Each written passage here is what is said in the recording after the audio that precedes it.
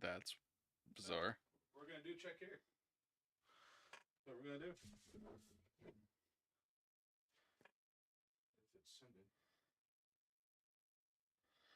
Sending.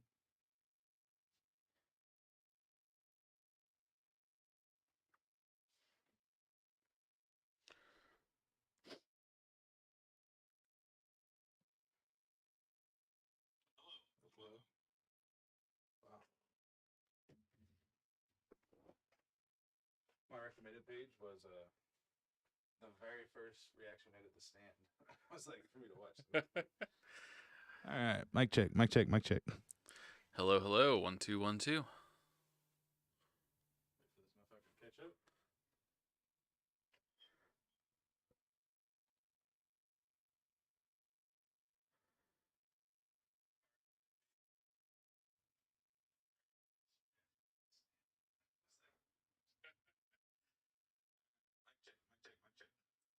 Hello, hello. 1 2 1 2. Sexy. Good to me. It works. Let's do it.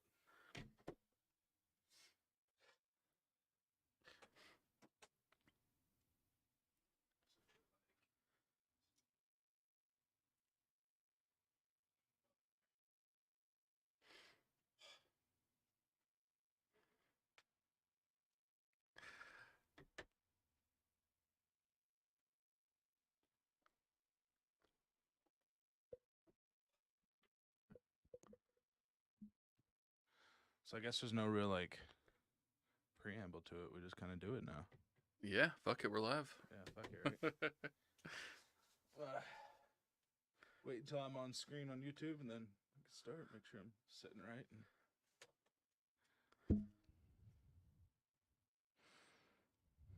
All right. Cool. Good? I'm Ready good. to roll? All right. Ready to roll? Welcome back to Redacted Media, where we're bringing you the content as long as you mind your motherfucking business, because it's been a while, and it doesn't matter, because we're bringing you the content, all right? Damn right. We are back again with another episode in our long breakdown of Stephen King's magnum opus, The Dark Tower. We are on book numero 5, Wolves of the Calla. And this is our second episode, and we're actually kind of cooking through this book already. So Yeah, this is our third one, isn't it? is our third? It is third. I Yeah. updated it and said third, but I kept on changing the 2 to a 3.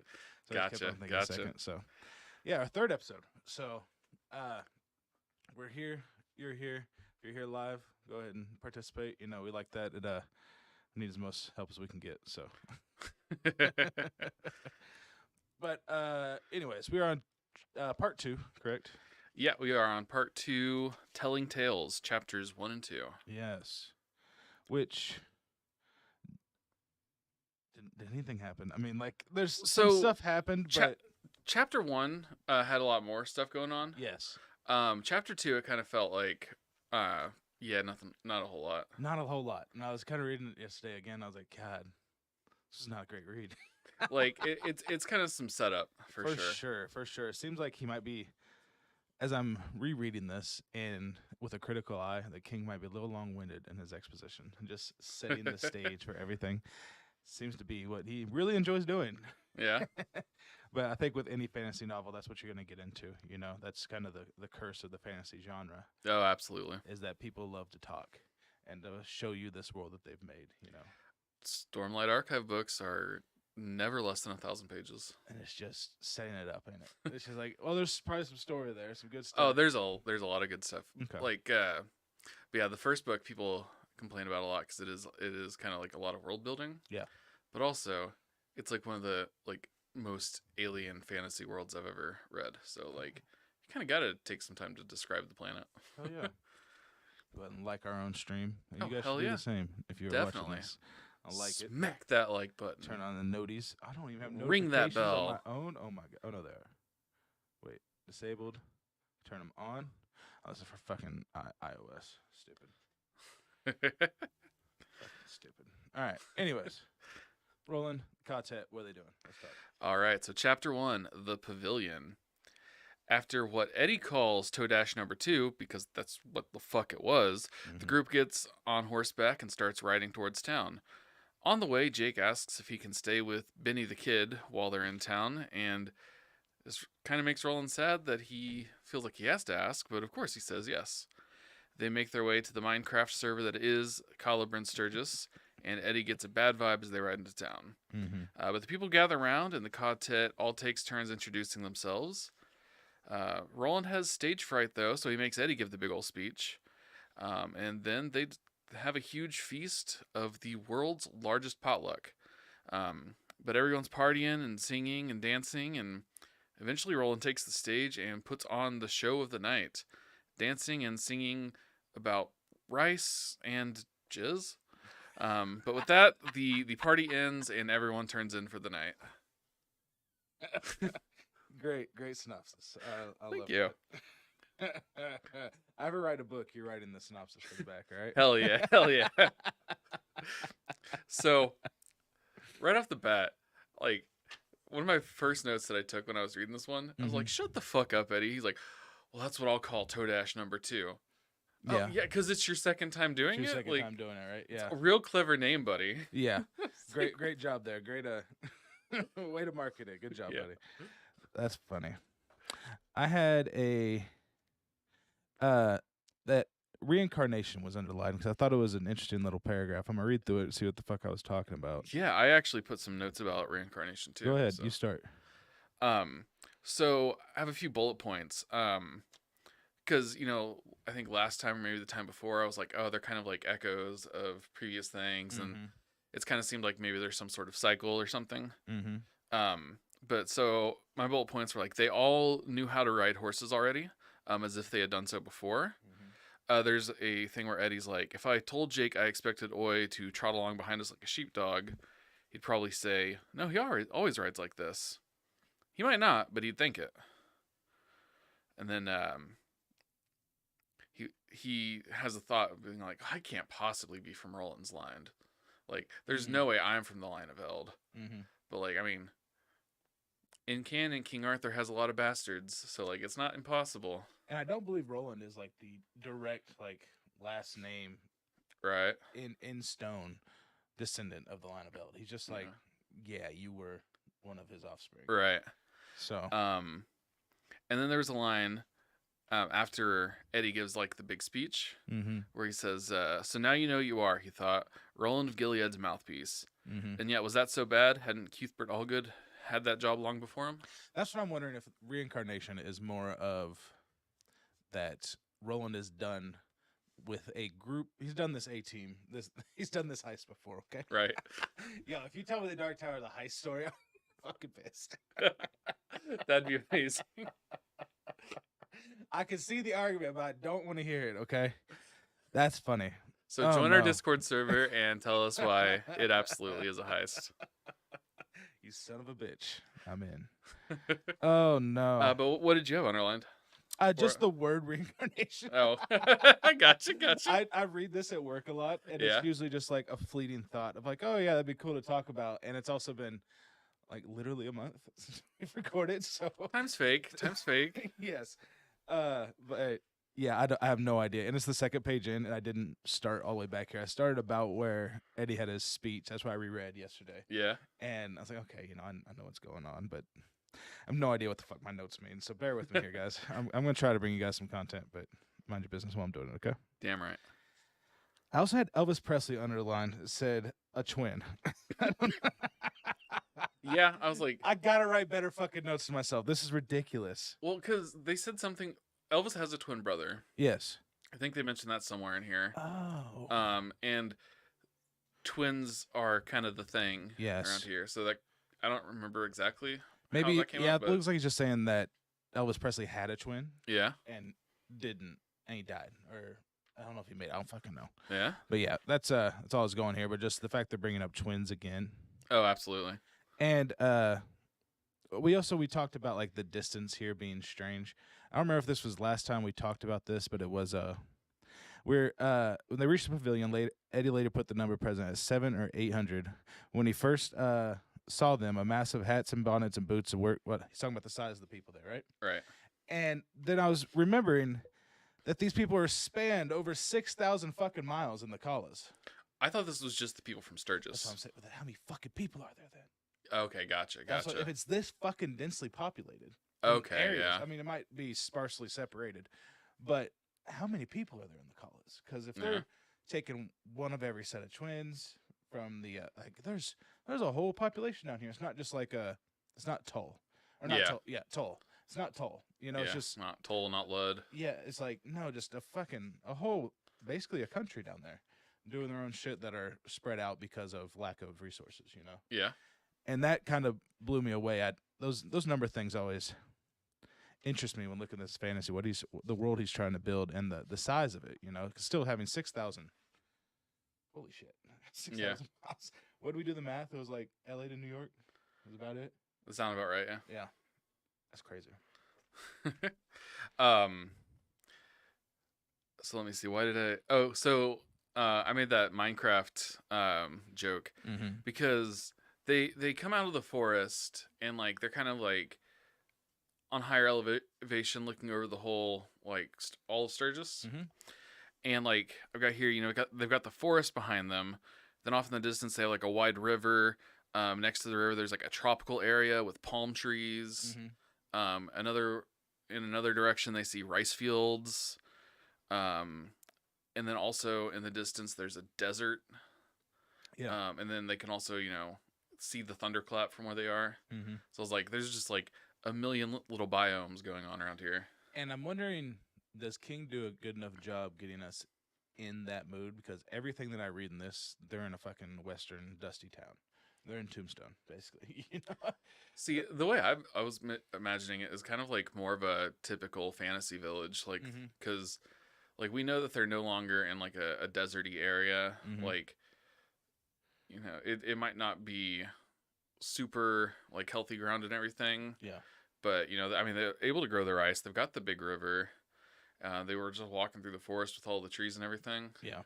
So I'm like, I think I think it might be on me. I'm not necessarily thinking.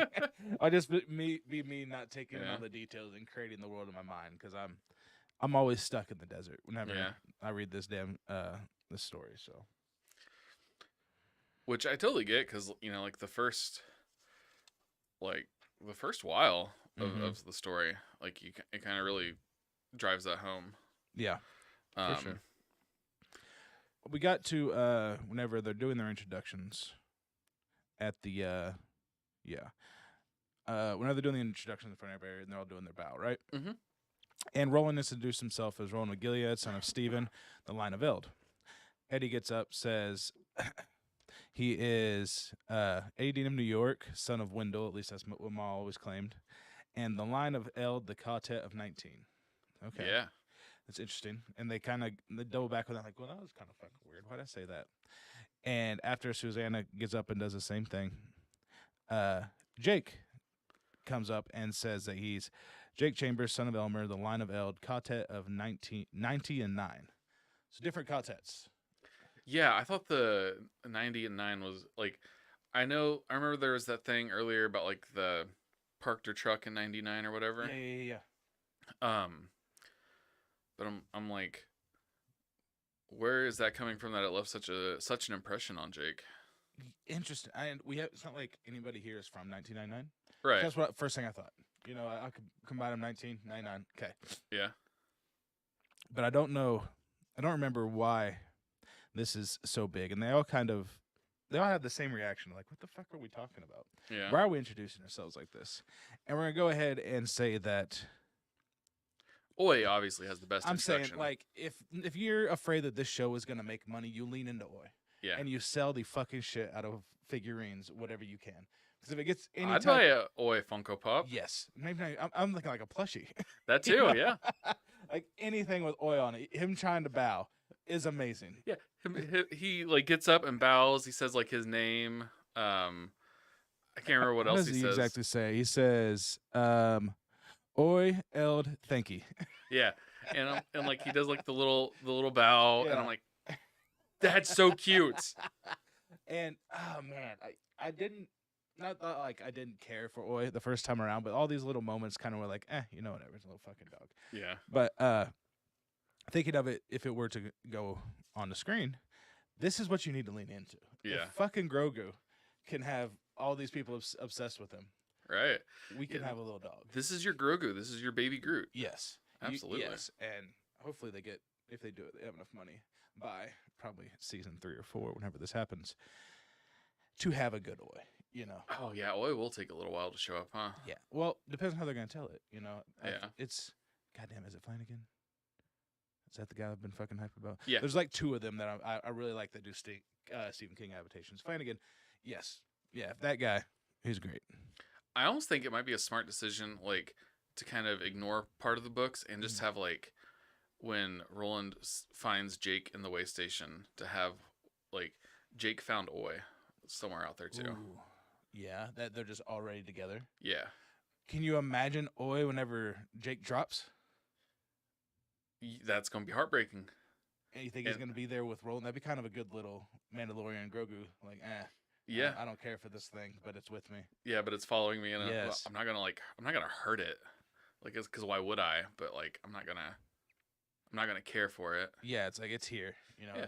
And then he gets Eddie, and Eddie, like, you know, as he's like taking care of Roland, he also starts taking care of Oi. Mm-hmm. I think that would actually be a very wise decision for I think them. so too. The quicker you can get, because if you don't want to leave the audience with just Roland, Right. 'cause he's unlikable in the first 2 books. Yeah. You shouldn't like this guy. I mean, I enjoy him as a character. Oh, he's enjoyable. He's not Yes. likable. No, though. you shouldn't like this character. Yeah. So, yeah, actually, I can't. Yeah, God, the amount of tension you can put on Oi maybe getting killed by lobstrosities would be amazing. Yeah. Maybe that's how Roland hurts himself, is that he sees Oi about to get got. And so he grabs. steps Yes. So he grabs him. Yes, to give him Yeah. just a little bit of humility back. You know, like okay, Redeem him just a little bit. little bit, Yeah. and kind of hurt him. Yeah. So he can be all fucked up. Yeah, Yeah. I think you need to do that. Absolutely. Let me know, Flanagan. I'm for hire. Cut us a check. Yeah, whatever you need. Just give me some money. Speaking of like Roland's likability, there's a passage here that I just copied down because I edited some parts out, but that just really shows kind of some of his growth and his humanity. Mm-hmm. So like as they're riding back to town, Jake, you know, asks if he's like, hey, Benny or whatever his name is like, can I, you know, he wants me to stay out there with them, and Roland looks at him and he can tell like Jake's kind of embarrassed to ask. Mm-hmm. And that makes him sad because he's like, well, he's embarrassed of being a kid. Yeah, I could. Yeah. Because of, you know, everything that's happened to him. Mm-hmm. And he's like, he tells him yes. And then I wrote here, Roland hoped neither his voice nor his face would give any of the sorrow or regret he suddenly felt.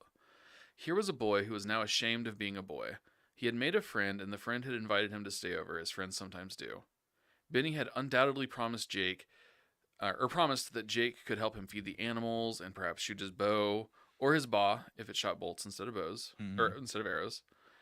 There would be places Benny would want to share, secrets he might have gone to with his twin in other times. But a large part of Jake Chambers was now ashamed to want to do such things. This was the part that had been despoiled by the doorkeeper in Dutch Hill, by Gasher, by the TikTok man, and by Roland himself, of course. Mm-hmm. Were he to say no to Jake's request now, the boy would very likely never ask again, and would never resent him for it, which was even worse. Were he to say yes in the wrong way, with even the slightest trace of indulgence in his face, for instance, the boy would change his mind. The boy. The gunslinger realized how much he wanted to be able to go on calling Jake that, and how short the time to do so was apt to be. So, like, that hit me hard the first time I read it. Yeah, that's rough, because you are watching Jake try to express himself in the way that's natural for his age. Yeah. But he's obviously not his age in many ways. Yeah. You know? And he hates that he has, like, done this to him. Like, he definitely sees it as his fault. Yeah, you let him fall. Yeah. Like, that's, you have to live with that. That was your choice. You Yeah, know? absolutely. And, God, you remember asking your parents to stay over somewhere, or asking your parents if someone could come over? That's the worst. I think maybe I had someone stay at my house like a handful of times. Really? It was always going over to someone else's. Really? I don't exactly remember why, but I didn't want them to come to our house. When I lived with my mom was a big fan of people coming over. Yeah. So she was always like, why would you go over there? Why don't you just have them come over here? Yeah. I'm like, oh, okay. Sure, I guess we could do stuff here. And so that was always good, but I know the biggest fear was calling their house and getting their dad. Oh, it's the worst. Yeah. It's like, oh no. Oh no, I don't want to talk to this man. He's so scary. Now there was one friend who I think his mom was probably like that too. I and a third of our friends, the two of us always went over to his house like almost every weekend. Mm-hmm. Like every Saturday we were staying the night there. Yeah. Staying up watching Toonami and then playing Halo 3 until like 4 a.m. Hell yeah. Every weekend. Hell yeah. That's the way. It was great. Just doing nothing, but doing everything. Yeah, absolutely. Making memories, but doing absolutely nothing. And like watching like the terrible like movies that were on the Sci-Fi Channel. Oh yeah, yeah. Yeah. Watch Starship Troopers. That's the name of it, right? Starship Troopers. Yeah. I watched that with some friends one night. That was a good movie. Wild one. Yeah. Especially if you're not old enough to understand what's happening. Right. It's just like right. overly gory for no fucking reason. Oh my god, what's going on here? Yeah, wild. And so he has that part where he says like if he said yes in the wrong way. Mm-hmm. So Roland kind of says yes by like making it a mission, being like, Mm-hmm. oh well, yeah, that way you can kind of spy on people that live out near there. Mm-hmm. I can't remember exactly who, but it doesn't really matter. He's just there's so many damn names. Yeah, he's just giving him reason. Yeah, like okay, yeah, you got it, but while you're there, I'm gonna give you the pretense of being there for a good reason. Right. So, I'm gonna say that holy shit was this chapter kind of a slog because of how much fucking text there is on each page. There's like no dialogue breakups. It's just fucking paragraphs. Long ass paragraphs. Oh my god, I felt like I was reading like fucking Animal Farm or something. When there was the old way of writing where it's just stream of consciousness almost. It was just out there absolutely. and like here, fucking look at it. And maybe somebody would have he'd have a thought or some line of dialogue that I was like, oh, it's gonna break it up, cool. And then no, it's just reflecting on that dialogue or then telling me what's happening after somebody said, oh my god. Yeah. It was a little bit of a slog. I don't like reading whenever there's a deadline. And whenever I put this off to like reread or to get back on it, like yesterday I was like high anxiety and not enjoying myself at all. It's like I need to read this. I need to get through it so I'm not behind. But I did enjoy the chapter. So I don't want to make it sound like I hate this book, but we did also get like another, horoscope / prediction. Yes. Andy reads Susanna's horoscope. So he gets cut off a little bit, so he doesn't get to finish it. But he says, would you like me to tell you your horoscope, Susanna sigh? You will meet a handsome man. You will have 2 ideas, one bad and one good. You will have a dark-haired, and then he gets cut off. Mm-hmm. And that led me to another thought. So you'll have a good idea and a bad idea. Mm-hmm. This place, actually, I think I wrote it in the next one is when it kind of struck to me. But if everyone in the Calla gives birth to twins, and Sue is pregnant, will being here make it that she gives birth to twins? And he says you'll have a good idea and a bad idea. I like that. How long do you think they're going to be here? Because how far is she along in her pregnancy? We got to imagine less than like 3 months, right? Yeah. But also it's a demon baby. Maybe. So right. I think... Did we confirm? I think that... Eddie and Roland both, when they talk about it later, are like, yeah, it's a demon. Yeah. Okay. So it might not be 100% confirmed, but it's close enough. Yeah. Gotcha. That's at least what the characters are thinking. Yeah, for sure. And time here is weird anyways. Yeah. So you can just wake up and be 8 months pregnant. Yeah, exactly. Like, oh, no. Yeah. Things kind of just happen as they happen. For sure. So she definitely could by the end of this book. I wouldn't be surprised. Mm-hmm. So I was just like, oh, well, maybe something will happen there. Who knows? For sure. I did want to take a second and say I love the way that the people in the Calla talk. Yeah, the it's thank fun. you sighs and the hear hymns and the may it do you well. I love that. It's great. It's something cool that I like. In the last one, was it that last one or was it? We have back to back books of people talking funny, Yeah. and it can really get you into the world. Was this one where it's like Christ and the man Jesus? Yep. Yep. Okay, yeah, I like that one. That was a fun one. And speaking of the old feller, he's kind of fun because he talks like a mix of somebody who has grown up in the Calla and someone from our world. So he's like halfway there, and it's kind of fun. We had the moment. What was that last time where he's talking to Eddie and he's just saying like shit from their world? Is that last chapter or last episode? Could be. But yeah, that's happened, right? Yeah. Okay, yeah, that was a good one where he was just saying stuff that were just sayings from our world, and it made Eddie all happy. Yeah. That's a cool one. One note that I had that like was kind of a bummer. At the party, they're like, oh yeah, the Runt kids aren't allowed to come here. They have their own little ice cream party out behind the barn, but they're not here. And it was, so we didn't want to bum you guys out too much. Yeah, supposedly to like keep spirits high. It's like, what a dick move. Yeah, I was like, that's awful. Yeah. That's just like, oh yeah, we're just gonna hide the problem to not think about it. And there's got to be a lot of them, right? Gotta be. There's what they say, 600, 800 people here. Yeah. Maybe a quarter of them. Yeah. Are Runt. It's just half of them are child age, and yeah, that's. Let's say like, cause some of them, like they don't get too old, and some of them get rid of themselves. So, I mean, like minimum 50 though. Yeah. Like, and they're just all like shoved off into the corner. They're having fun though. Yeah. Yeah. Yeah. They're having a good time. They're having ice cream. I imagine there's someone there like kind of supervising. Yeah. Yeah. Yeah. So maybe they're having fun. I hope. In my mind, they're having fun. All right. They probably are. It's just kind of a bummer. Yeah. But then Roland's dance. Yes, he dances the Kamala. Yeah. Which everybody here in town is like surprised that he knows this thing that to them they thought was like a fairly local thing, but apparently not, because this centuries-old dude from way the hell away knows it. Yeah.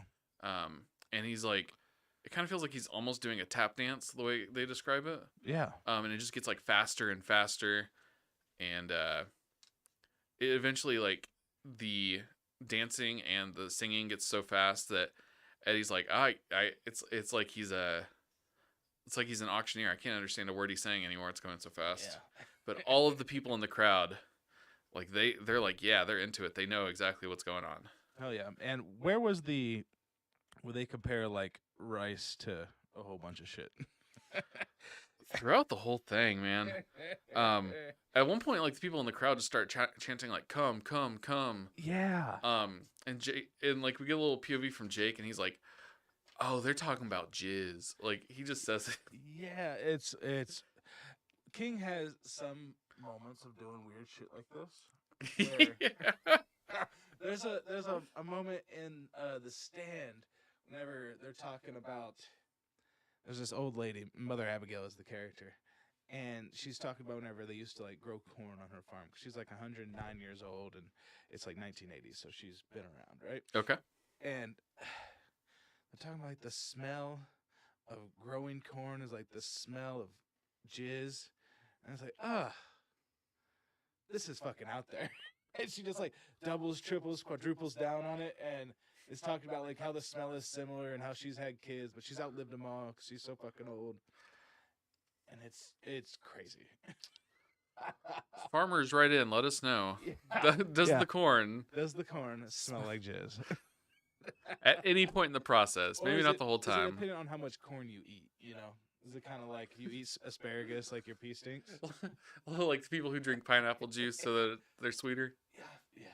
These guys just eat a lot of corn, so they everything they. I also need, someone write in. Is the pineapple juice thing real?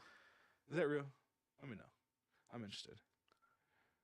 Because it's wild. It's considerate, but it's still just a wild thing to be doing. Right. Oh God, yeah. So, come Kamala, rise Kamafala. I sister Aobrala, de Kamafala. Don't know what the fuck he's talking about. Yeah, no. But I did like they're not even broken up into stanzas, but this is kind of like the last stanza is girl and her fella lie down together, they slippy a slider under a skya. Know what he's saying there? The slippy and the slider. Oh no. What?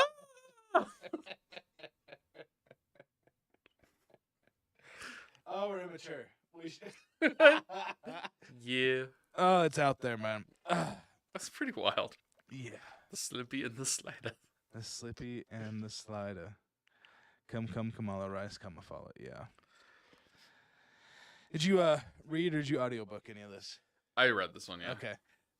Pretty good audiobook segments too. Yeah, I was thinking I should go back and listen to it. He's fun in this one. He does the voices of everybody in the town pretty funny. Yeah? They're always a good time. And then his voice for Andy is also really good too. So Hell yeah.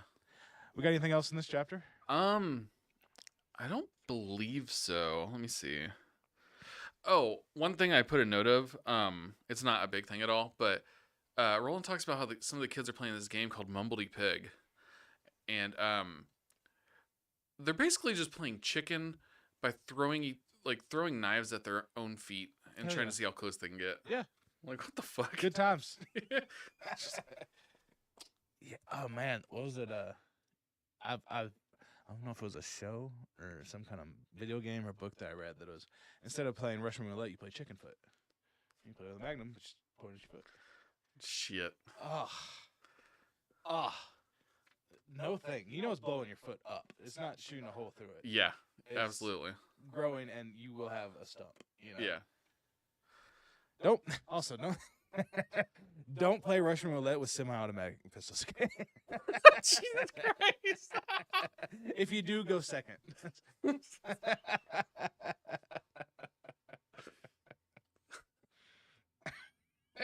only one in here.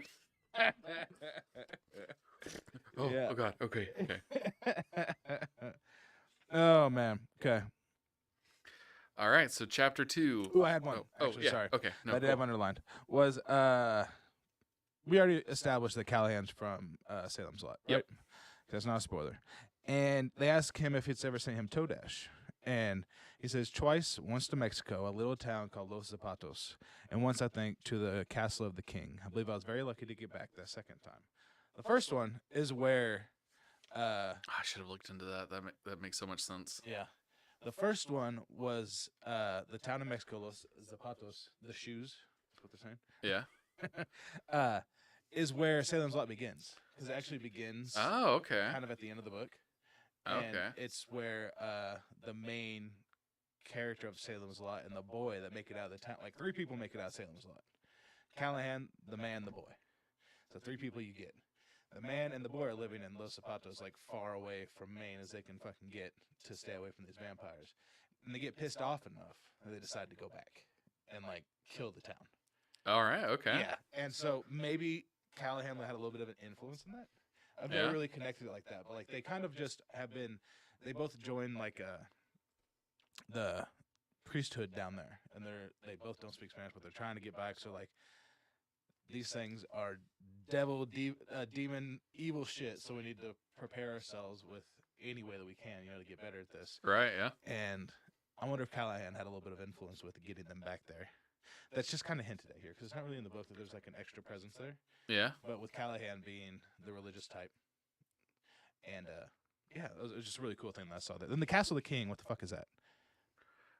Yeah. I mean, The Crimson King? probably the Crimson King. Probably. Like it's so probably just his hideouts or wherever he's at. Now, if the Crimson King is like Oz, are you pissed? I'm gonna laugh my ass off. Actually. Who would be behind it? You're like... My pick for the funniest reveal, if the Crimson King was like Oz, Shimi. Holy shit. He's just mad because Roland left him. He's just pissed. So all hail the Crimson King and his fucking Shimi back there, just trying to find Susan Delgado, get his Faraday kiss. He was like, I was behind it the whole time. He's the good man. Yo, what a twist. That's like Jar Jar Binks being The Darth Jar Jar. Yeah. Oh, it'd be great. And I hope that I'm giving you enough vagueness here that if that might be true, it'd still be funny. But I hope I'm not telling you if that's true or not, because I want you to think about it. I think the answer that would piss the most people off, and so I probably would have heard about it by now if it was true, is that like if that was the case and it was just a man behind the curtain kind of thing, Yeah. gotta be Stephen himself. Oh no. That Stephen King is the Crimson King? Oh no. That would be so funny. Oh no. Oh no. Yeah, that'd be rough. Though It seems like it'd be setting up for like a Randall Flagg to be the man behind the curtain. yeah. But I think that's also kind of lazy because he has his own storyline, his own ambitions, his own things he's been doing. Yeah, no, I definitely feel like, Randall Flagg is a huge bad guy, huge, force, but he's also still an underling. Yes. Which makes whoever this Crimson King is like an even crazier threat. Yes. And that Dark Tower misses on that, the movie. It misses on that completely. You don't ever get the sense that there's anybody higher than Walter O'Dim. They don't even call him fucking Flagg. Yeah. You know? Okay. Chapter 2. All right. Chapter 2, Dry Twist. The worst way to masturbate. Jeez. No slippy, no slidey. No rice kamafala either. That shit just pain.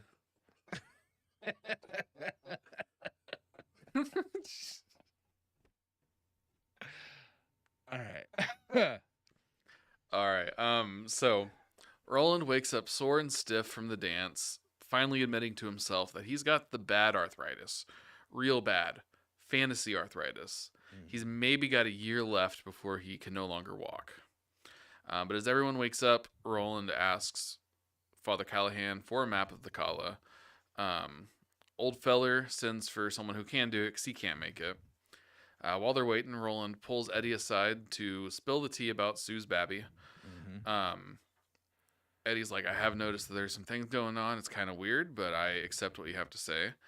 And eventually does agree that they probably need to keep the secret to protect Sue from Maya.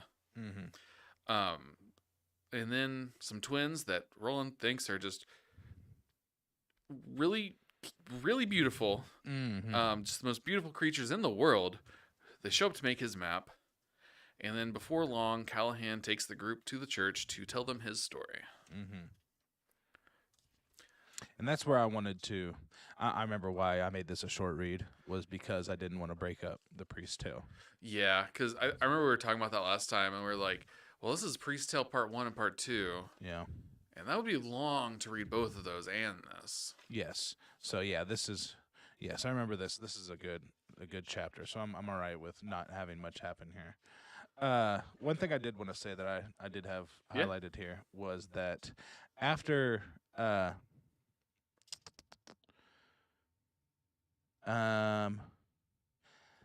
after Roland tells him about the baby and like how it's probably a demon, right? Yeah. He asks Eddie, "Are you all right?" No, Eddie says, "I'm most certainly not all right, but I'm not gonna faint like a girl at an Andy Gibb concert either." Look who you're talking to, Mr. Faints a Lot. Yeah, right. The leader of your quartet is over here swooning fucking left and right. I think we're at like 8 or 9. Like we're almost at double digits for the times this man has fucking fainted in this damn book. And with having this arthritis, he's probably gonna faint again. Oh God, absolutely. Oh, my hip. He's gonna go to shoot something. Back. Oh, my shooting hand, and then just collapse. Oh no, I gotta lay down.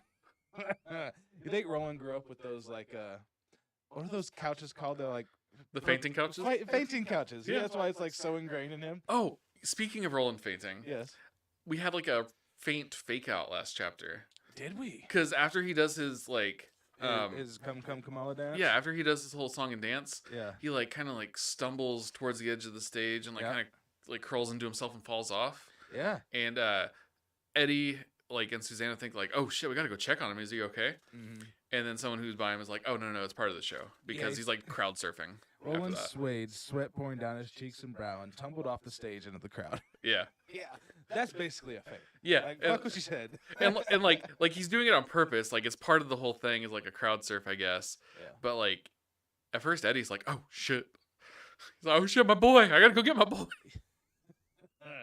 You ever held somebody up in a crowd? You haven't ever crowd surfed yourself, right? Oh, absolutely not. No, not a chance. I'm not gonna do that to those poor people. But have you ever like held somebody up in one? No, I've never been in a crowd that's like I've never been at the front where somebody has crowd surfed. Okay. I did at Warp Tour, like senior year. Yeah. Went, and it's amazing how light they are. With all those people holding them up. Right. We crowd surfed a guy in a wheelchair. That was pretty dope. That was pretty. That fun. does sound pretty awesome. Yeah, like he was just there. He couldn't fucking see. Yeah. We wanted to be up there like with us, and we're like, "Fuck it, let's go!" And lift his ass up. Yeah. Send him on his way. Hell yeah. It was really cool, but yeah, I never thought that they'd be that. Anybody can crowd surf. I mean, if you have like 6 people and just think your weight divided by 6 and 1 on each hand, Yeah. fine. Like it's not that hard. Yeah. So anybody really could. It's amazing how strong people are together. That's communism, baby. Dun-dun-dun. Oh my god! All right, what else you got? So before like everybody like gets together, Roland is talking to, I guess, like Father Callahan has like a housekeeper or something, some lady named like Rosalina or something. I can't remember her name. I already forgot it, and I didn't write it down. So I wanted before you said the gender of this person, I wanted to call him a house bitch, but I didn't want that to be like derogatory towards girls. It was like a fraternity. You have like Callahan is just running some version of a fraternity. We're like, no, in order to get in, you got to be my house bitch for a whole semester. But yeah, I forgot. Yeah, she doesn't give spoilers. If it happens, does she give any of the salve, the treatment to Roland this chapter? She rubs it on him. I can't remember if she gives him any excess or not. Okay, she rubs it on him. And it has cat puke in it. Yeah. Or I guess cat bile, but same thing. Yeah, basically. It's like cat bile, cement, and a few other things. Mm-hmm. And it's like a magic lotion for him. Mm-hmm. And I'm like, this dude don't smell like shit. The absolute worst. Like he probably didn't smell good before, but mint, the plant, is very strong too. Yeah. Like, you can really smell that shit whenever it's broken open and ugh. Yeah. Was it? Did we have that conversation about like how people didn't know that mint was a plant? No, I don't remember. Ask people in your life that knew that mint was a plant. That minty fresh is that flavor is a plant, and that a lot of people are confused by that. I know too many people who drink a lot, and they're like, "Yeah, you put mint in drinks." So I don't know about that. Mint leaves. Maybe coworkers. Yeah. That's where I got mine, where they're like, "What?" Like, no, like mints are plants. What? It's candy. Yeah, dude. Some people just like buy mint leaves and like chew on them, like the leaves themselves are gum. Ugh. Gross. Yeah, I'm like I couldn't. No, not a chance. And then this is where I put the thought about Sue giving birth to twins, but and then the only real bullet point that I put, because again, like not a lot happens. Roland really creeped me out with these kids. Yeah. And I don't know if it was Roland or if it was King. Let me find it and make sure it's not weird, because there's a it's weird ongoing case against people think that since King is a weird author, writes horror, and he's a liberal, that he must be like a pedophile too. There's a lot of people that come after him for that, especially with like the scene in It, the scene. Yeah. Well, consenting relations between people of the same age isn't pedophilia. It's weird as fuck. Yeah. But yeah, let's relax here. And if you're gonna give me another one here, I might have to. It's like he just describes them really uncomfortably. Okay. Like I put some examples. I did. Okay. Because in my Kindle, I highlighted it each time with its own special color, because I was like, oh, ew, okay, ew. So that way I just have a collection of them. So they were, Roland thought, very likely the most gorgeous children he had ever seen. And then there's one where he's talking about how like her hair went all the way to her bottom. Like he talks about, and then their eyes were dark, perfect blue. Skin was creamy pale. Lips a startling, sensuous red. I'm like, don't use that word when you're talking Not about sensuous. kids. Kids cannot be sensuous. Yeah. No. An identical blush suffused their astoundingly creamy complexions. Yeah, this is real bad. Roland put an arm around each narrow but well-made pair of shoulders, and then he walks off with them to go talk about the map. Oh no! Yeah. Don't let him alone with children. And I'm like, I know that's not what you were trying to convey, but God, was it uncomfy. He also says something about like the piercing intelligence he saw in their blue eyes, and I'm with that one. I'm like, saying like they look smart is fine, but with all of this and being like, oh, he saw it in their eyes, it gives me very like, oh, you're all mature for your age vibes. And like, I know that's not the intention here at all. Do you? Better fucking not. Okay, I'm saying, like, we can't say we know anything. I guess, yeah. I'm saying if this was in a case, this would be an evidence. Yeah. That and taken out of context, as we are doing now, it sounds terrible. Even in context, it was bad. really yes, bad. Yes. That's the worst ones. When in context, it doesn't get much better. Yeah. Just like, he's a weird guy. Yeah. Like, as soon as these kids show up, he's like, fuck. I think he has the cartoon. He's got like the eyes, like the. I think that also, like, okay, we're gonna get on a little society tangent here. He's from an age that was more innocent than what we are in. Yeah. So saying these things about people were saying that he will be a heartthrob when he gets older at kids that are 3. Yeah. That's weird. That's weird.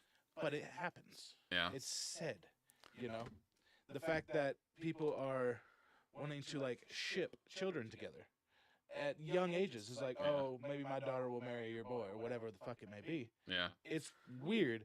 People used to do it more often. Yeah, I remember like, back in elementary school and stuff, people being like, oh, so who do you have a crush on? I'm like, I don't know, I'm 3. Yeah, like the fuck? I'm trying to learn addition here, bro. Yeah. I gotta put shit together and then count again, bruh. Like, I don't know, I'm just trying to survive. Yeah. None of these kids like me. I feel that. I don't have time for that. Elementary school was rough. Oh, yuck.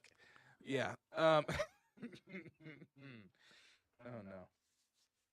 Yeah, I think that... I hope. I already lost Rick and Morty, dude. Let me lose King. No, that's what, like, I don't think that it is anything, worse than just being like uncomfortable. Yeah. But it was pretty fucking uncomfortable. Yeah. And I feel like artists are some of the most insecure people on the planet. Yeah. I feel like that has to be true. Like, everybody that is ever an artist talks about it, like they're insecure, the da-da-da-da-da.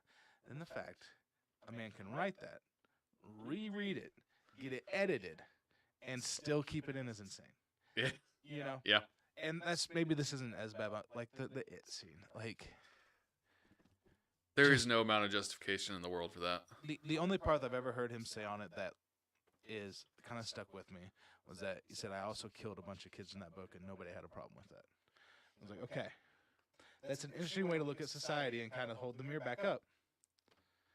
But it was weird, especially the point of view was from the girl, and they talked about like, the size of them. Yeah. Wrong, dude. Yeah. Like, you did kill a lot of kids in that book. I don't think you went into as much detail for most of those as you did for this. That's a fact. You didn't. There's not many times that you have somebody being killed and it's from their point of view. Yeah. You can watch it and get like excruciating detail and like they can scream.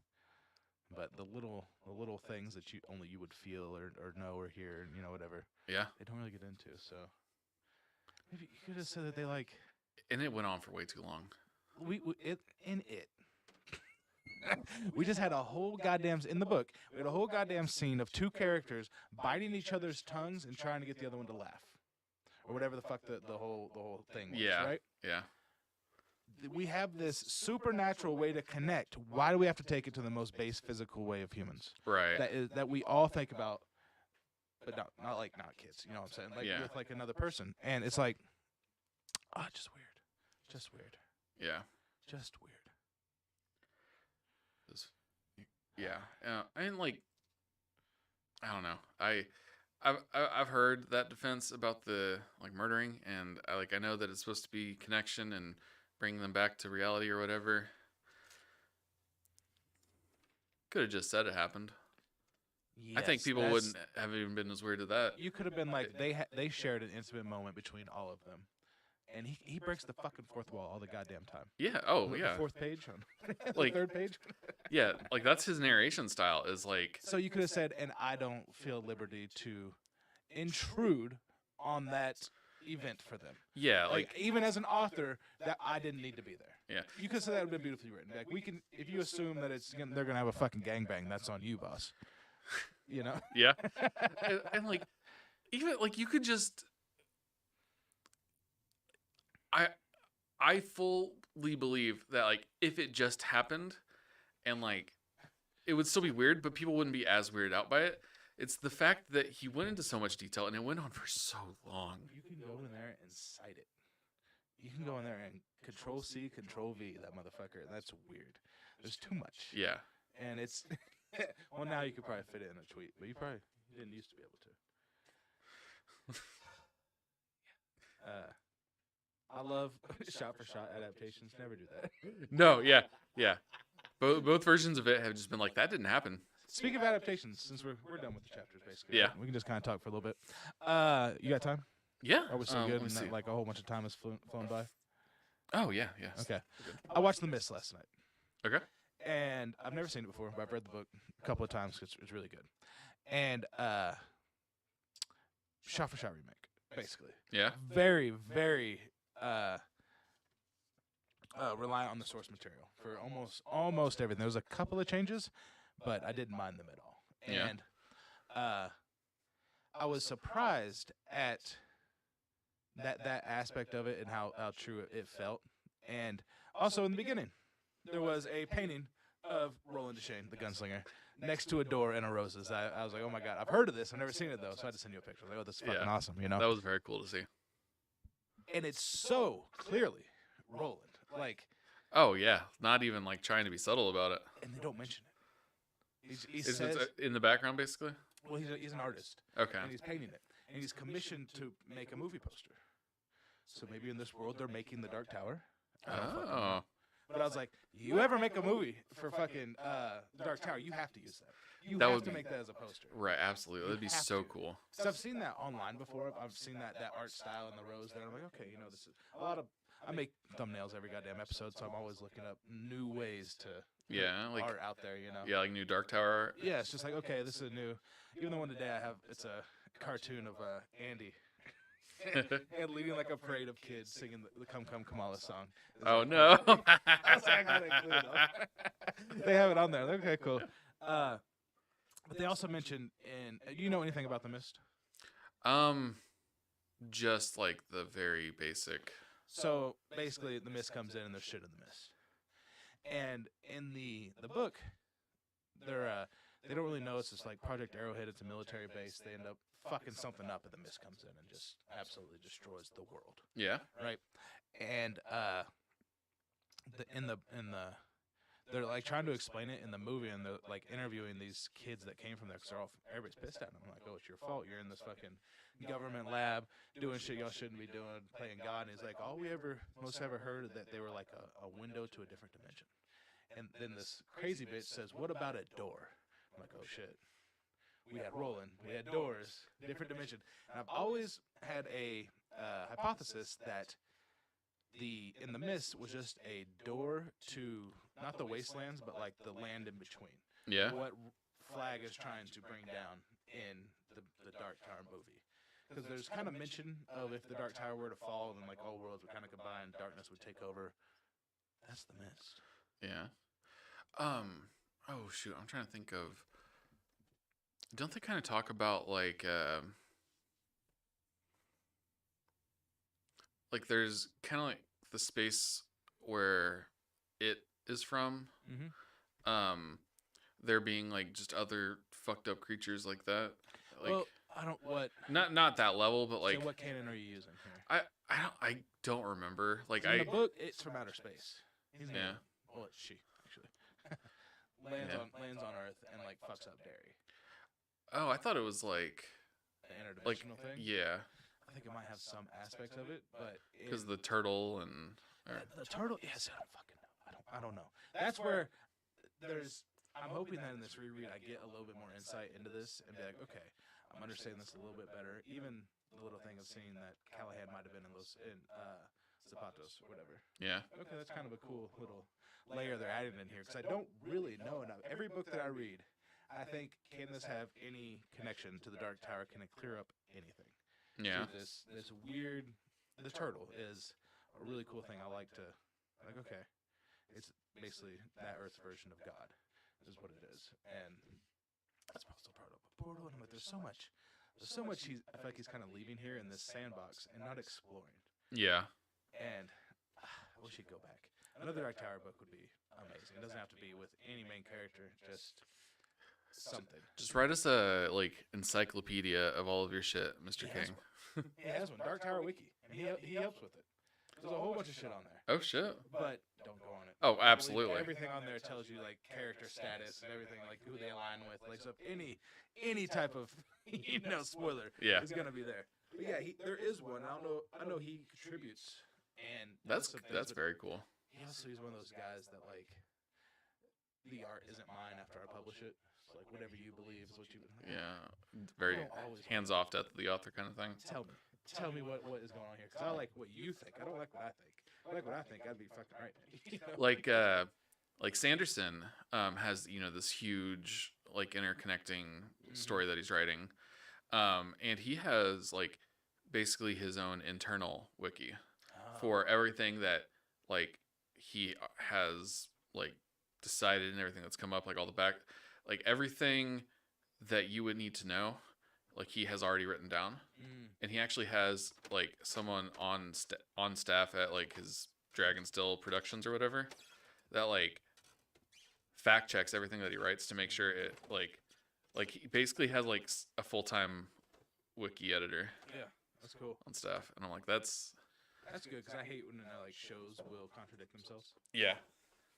Like, you should care about this more than I do. Being the person that's creating this, like you guys should. I understand like writers don't stick through shows the whole time, so somebody might be writing backstory that doesn't work there anymore. Right. But, yeah. Speaking of, have I ever told you what my least favorite show that I refuse to watch is? Like my most hated show is let's do a little like 21 questions. I've only seen the pilot. Is it live action? Yes. Is it older? Like early 2000s, 90s? What are we thinking? Probably in the 2000s, yeah. Okay. The 2000s. Workplace comedy? No. Genre, what are we thinking? Like, is it a real life or is it like more fantastical? Fantastical. Okay. Is it are there like superpowers? I don't believe so. Okay. Lost. Yes. Let's go. And the reason I refuse to watch any more of that is because like I can't even remember what show or whatever I was watching that had an interview with J.J. Abrams. Mm-hmm. They never planned anything beyond the episode they were currently writing. That's crazy. Like in the pilot, yeah. Which is again the only episode I've seen, they have the polar bear show up at the end. Yeah. They didn't know what the fuck was up with that. They didn't decide on why there was a polar bear there until after it got picked up. Oh my god. Yeah. And that's how they did all of their mysteries and stuff. They would decide as they were writing the episodes. That's gross. They would go online and like read fan theories and stuff, and do stuff to like disprove them basically, or lean into them if they liked them. Yeah. And I'm like, that's lazy. Yeah, and I'm like, I hate that. Especially since it's like supposed to be such a big like mystery and like confusing world and stuff. Like, no, you need to figure that shit out beforehand. And the whole I've watched people watch Lost. I haven't like sat down and actually done it myself. Yeah. And there's so many explanations that it feels like one of like the explanations is that if you imagine like the difference between like hell and earth is a bottle with a cork in it. Like outside is earth, inside is hell. Okay. The cork is the island. Okay. I'm like, okay. That explains nothing. It's a cool way to say some shit. It's a cool way to really not say anything. To say it's purgatory nothing. then, is what you're saying. That's all you're saying, is Yeah. that it's somewhere in between. Yeah. But like, oh, it has a little bit of this, a little bit of that, and then there's different fucking timelines and that they're And all doomed for death. They Final leave the destination. island and go back home But at then some they're point. like, oh, I gotta get back, so they all fucking get the same plane and crash again or some bullshit.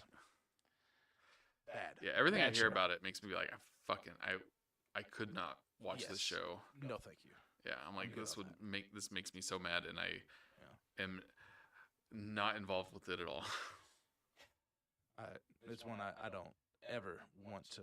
I don't need. No, there's so many more shows on my list that I want to watch. Right, I'm like, you know what? I missed that when it was new, and I'm all right with that. That's how I feel about The Wire.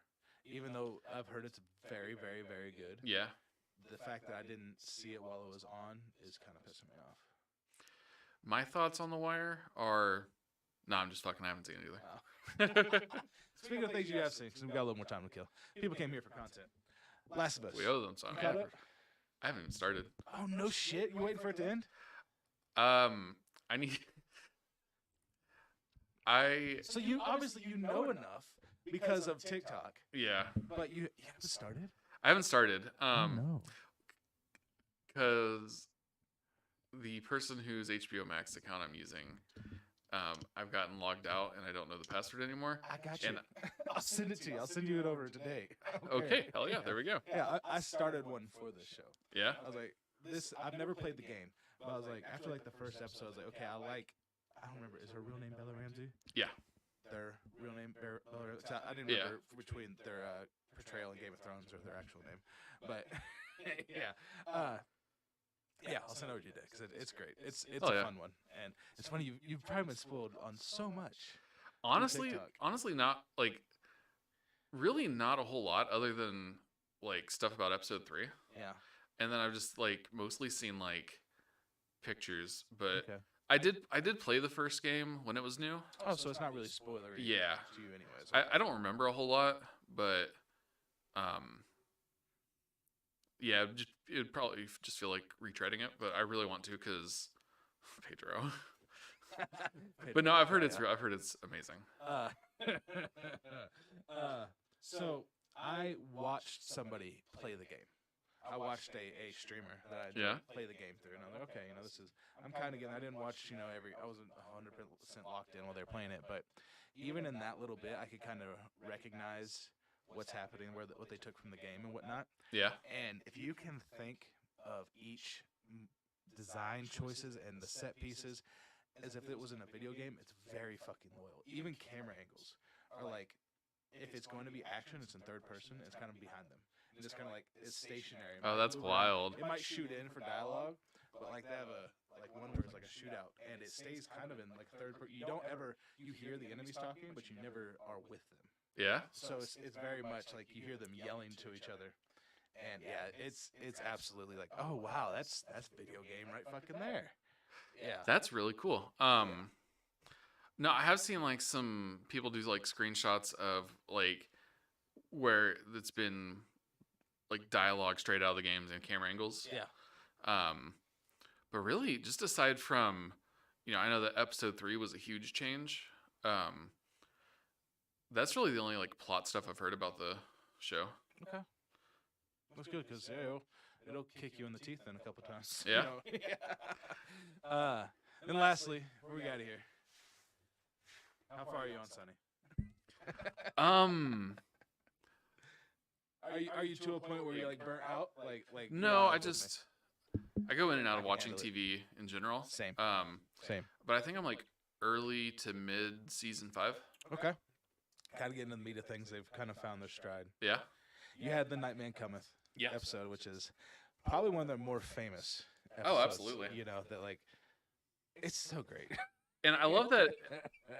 I love that it is like a follow up to the A one-off joke about the Nightman. yeah. About when Charlie was like depressed And they were because they were like making their bands or whatever, and so he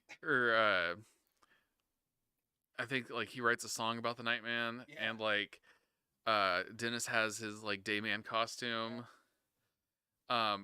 And so when I saw that first episode where it's like just kind of like small jokes or whatever, I was like, oh, that's where this all came. Like that's where that became a huge meme from.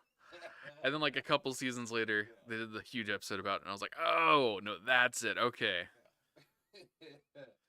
Oh man, yeah, it's also funny because I don't know if you probably don't follow Dane DeVito's Twitter, but his whole thing of when he's traveling, he takes a picture of his foot, #trollfoot. Wherever it is, like with That's amazing. I love this man. his foot like just up on a bench and like mountains in the background.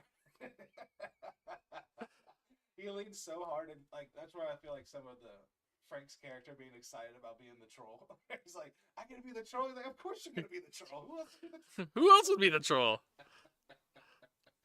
Oh man, there's a little things that really liked about this show. Some of it aged terribly, and I'm happy you got through like seasons 1 through 3 because there's some not great things. Oh yeah. Oh yeah. Charlie says N-word episode 1. Yeah. Like, yeah. Yeah. And it's not the last time it happens. I'll just let you know that. It's like they kind of push the limits. Like we were stupid, and these characters are still stupid. And there's some. I feel like for a show that could be as off color as it is, I like the actors understanding what they're doing because they're also the writers on the show, Right. so they're gonna write their own shit. And I think a big part of it is that like why it works is because the characters are never portrayed in like, oh, it's okay that like part of the conceit of the show is everything that they're doing is terrible, and like these are not the good guys. No, and I think that like they've compared it to Seinfeld, and we both kind of expressed a little bit of an affinity for Seinfeld, and that I think that Seinfeld was relatable bad stuff. Like, okay, Yeah. all this kind of negative. We don't like when somebody takes our parking spot, or why would I tip on this? All you do is bring me water. You know, like George Costanza, amazing, by the way. Yeah. In Seinfeld, I wouldn't say that like I have seen people make that comparison a lot, and like Seinfeld, they're not really bad people. They're kind of jerks sometimes, but like they're not bad people. They're just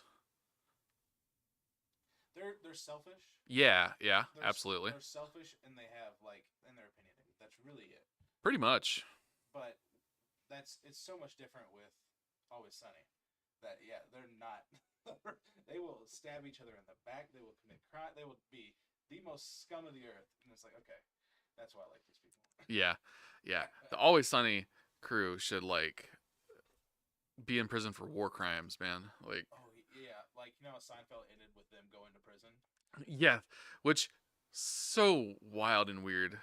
Like, it was like a clip show. It was weird. Yeah. Like, oh, remember all these guys? Remember the no soup for you guy? Ha ha ha. I'm like, this is weird, but it's also I find myself falling asleep while I'm watching Seinfeld. It's such like an easy show to have on, but I'm like, okay, if I'm gonna watch it, I want to watch it. Right. Try to catch everything that's going on there, and I'm to the point in the show where they're making the show about themselves, so it's like getting a little meta. Okay, yeah, kind of like I feel like that's kind of pretty like late show, right? Season 4. Really? Yeah. I don't know how many their seasons there are, but I think it went on for like 8 or 9. Okay, so they're doing that, and you can definitely feel they got somebody in the writers' room that was like very sitcom. The jokes kind of changed; they kind of all brightened up a little bit, or they started making money. It's like, this is interesting. Still, remove laugh tracks from every sitcom.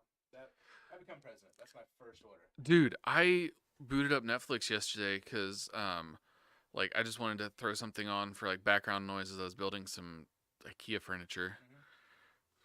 Not great. I've got some pictures for you afterwards. But like the featured thing that was like the very first thing they showed was a sitcom with the laugh track. That was like their featured brand new, like, hey, this is new to Netflix. This is what we're pushing. This is what you should check out. How many left? We don't. We haven't. They're for lazy writers who only want to write a 15-minute show but have to have a 22-minute show. That's interesting. Interesting way to put it. I've heard somebody say that it was supposedly to help the progression from watching shit in a movie theater. Yeah. This was your only place to watch, to now watching it at home to make you feel like you have that same experience. And we've just never done away with it. And always say does have a bone to pick with that, and they kind of belabor the point in later seasons, just kind of being very like, laugh tracks are bad, laugh tracks are bad, laugh tracks are bad. Yeah. Like, it's great. the only time ever that I've thought that they were okay, like even as a kid they were annoying, but like they are okay on some shows, and those are shows that are recorded in front of a studio audience and they just get picked up, like Fresh Prince. Yeah, like it works because these are actors on a play for sure, or on a stage. they also, some of us feels forced though because they have an applause and they have a laugh. Yeah. Light, But like I think Fresh Prince specifically, they even play into the fact that they are, being recorded in front of a studio audience, because like it's always been some of my favorite bits where they'll like run off the stage and like it zooms out, and like part of it is just like him running behind all the sets to the other side. Yeah. Like that show was hilarious. There's some great ones where they're like, they walk through and they're supposed to go upstairs. There ain't even stairs here no more. It's like, oh, shit. I remember there's one bit where like they're talking about like money issues or something. He's like, "We're so damn broke, we don't even have a roof." And then he looks up and it's just like the studio. That's pretty good. All right, well, we gave you all some extra content there for free. Yeah. You should charge, or we should charge you. You should tip us. I wish we could. Tip it. We need Patreon. Yeah. OnlyFans. $1 a buck. That's what I'm saying. Join Discord if you want to have an OnlyFans, because I am broke and need the money. So, anyways, this has been Redacted Media, and we brought you some content. You minded your business, so we both fulfilled our end of the contract. I don't know if we told him our name, but I am Redacted Alarmer. This has been. I am Jake. Yep, Jake. So, like I redacted. I have like so many syllables to say, and it's just Jake. I'm Jake. But we'll be back soon. Let's talk about how far we're. Going to do Freestyle 1 and 2. I think that's what we. I think that's what we had talked about last time. Let's see. And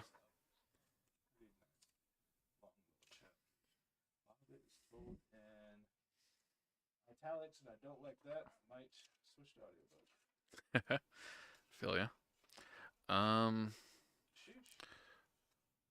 Oh, this is.